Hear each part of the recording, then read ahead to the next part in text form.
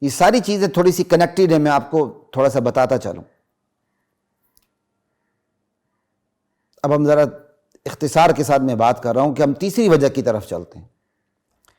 تیسری وجہ ریاستی کردار میں منافقت ہے، ریاستی کردار میں کمزوری ہے، جس کا لازمی نتیجہ چوتھی وجہ کی صورت میں آتا ہے، ریاست پر سے اعتماد ختم ہو جاتا ہے۔ اس پر ہی انشاءاللہ بات کریں گے۔ یہ ساری چیزیں آپس میں جڑی ہوئی ہیں، اور یہ جو تیسری وجہ ہے کہ ریاستی کردار میں منافقت،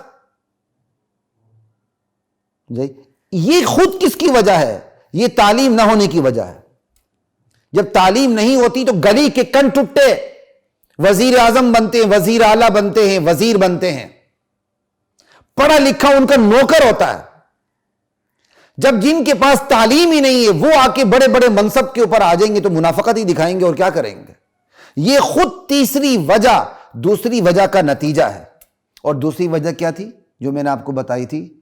تعلیم کا فقدان، تعلیم کا نہ ہونا۔ تو تعلیم نہ ہونے کا نتیجہ کیا نکلتا ہے؟ تیسری وجہ کی صورت میں سامنے آتا ہے ریاستی کردار میں کمزوری، ریاستی کردار میں منافقت۔